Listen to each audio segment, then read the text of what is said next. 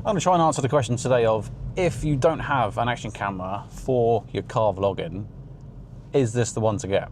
Now for reference, I do have an Osmo Action 4 as well, but today is just going to be about the 5. In the next video, I will do a comparison between the 4 and the 5 whilst in the car. The camera is currently set in 4K 30, ultra wide with stabilization off, and then the extra bit of stabilization where it's daily or sport, that is still set to daily. So it has got the least amount of stabilization on it. With ultra wide, this gives a really wide field of view. For reference, the camera is just above my steering wheel. So that just shows you how far and wide a field of view you can get. In the future, I will do a full stabilization test between all of them. So where this is the first time using it in the car and I've got stabilization off, I'm hoping the footage is workable.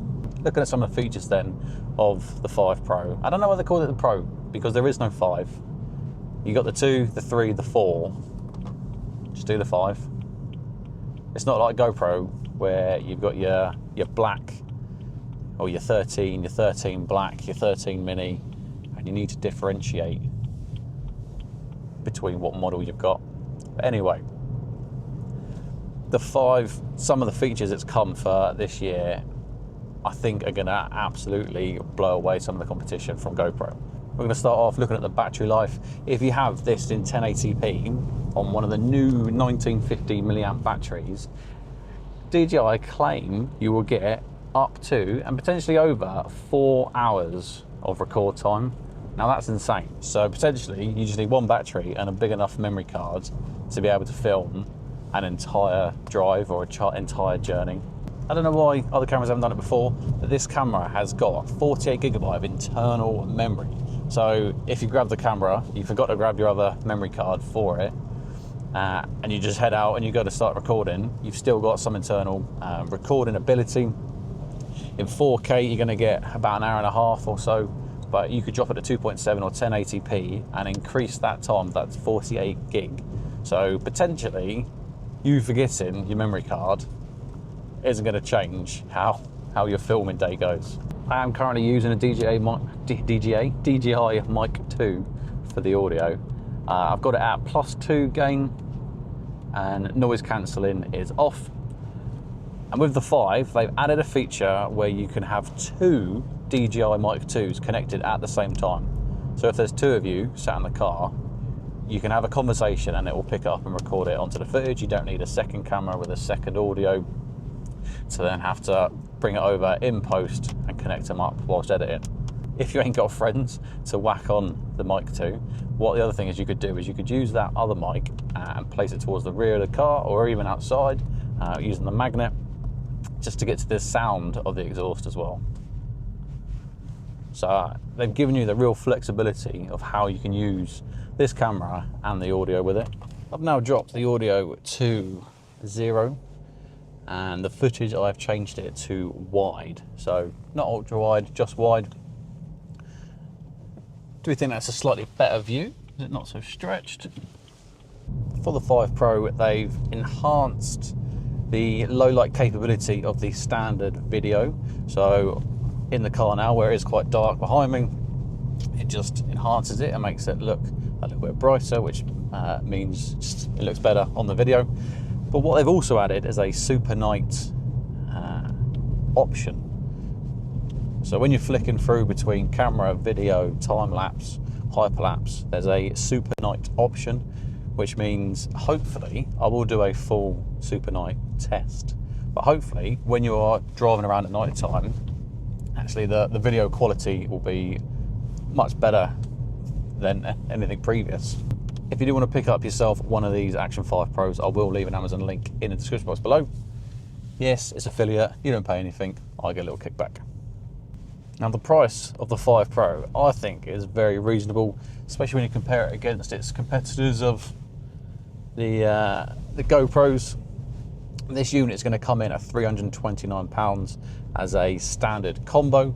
Now I'm not going to say why you should buy this camera over the GoPro or over the Action 4. I'm just trying to let you know some of the features that the 5 has, which may make you want to buy this one over the others. End of the day, you'll buy what you want. Is this little camera a kind of do-it-all camera?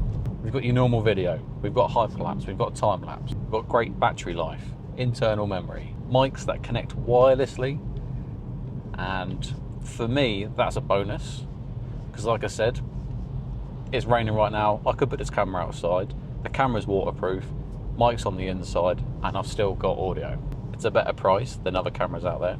Normally, I'll use a DSLR camera to take all my thumbnails because, at the end of the day, it's a much better camera with a better lens than this £300 camera. But that's not the point. The point is, can you almost do it all? Let me know below, what do you think? For this last little clip, I've actually put it into standard view and then rock steady on, so there is some form of stabilization now. Mainly because where the camera is over the other side of the car, I wanted it to crop in, but without losing its quality. I didn't want to digitally crop in editing. So taking out of super wide or wide and putting it into standard does that cropping but still keeps that 4K quality. I personally tend to leave a lot of the settings in auto because I've tried it before when I put it into manual and then set the shutter speed and everything else, and situations change, the brightness change, and then the video's been blown out and it's not been usable. And that's one other thing with the 5. It's so user friendly. You could literally just have it all on auto, press record and go from there. You don't have to be a photography, a videography tech wizard to be able to get good quality videos from this camera. So if you're just starting out filming yourself, then something like this is absolutely perfect. Something that I didn't think I would use as much as I do is the ability to start and stop the camera by voice command. I know it's on other cameras, it's just something I never used before, never had before on previous cameras. So again, camera being on the other side of the car, don't want to lean over, don't want to be distracted, trying to turn that off. I could just say these words and it will stop recording. Again, if you've got the camera put around somewhere, inside, outside the car, back of the car, looking through, wherever it may be, then you can start and stop whilst recording. I accidentally said it and it turned off. But yeah, doesn't matter where the camera is, in the car, out the car, whatever, you can start it or stop it. And the other ability to be able to just magnet your camera from one thing to the other. So now you're on a selfie stick. I don't know why it's not been around for much longer, but DJI, like I said, leading the way with innovative stuff. GoPro, you're only just catching on. Is it just me, but when you get to middle age, coming to Halfords and being Hugh, like a bloody good day out? Well, they didn't have a full set of wiper blades, so off to another Halfords. And that's why, if you are looking at getting into filming yourself, this camera is absolutely ideal. It's small, it's light, it's compact, the video quality is awesome, and the audio is perfect. And where it is small, it's discreet. It's not the size of a DSLR camera with a massive mic sticking on the front, staring at you, and then which then means other people then stare at you as well. If you walk around with this, it's just a little bit more discreet. Well, I hope you found something useful from this video, and as you can tell, we are a brand new channel, so please like the video, more importantly subscribe to the channel, helps me keep growing. Well, that's enough waffling, I'm off to Halfords again.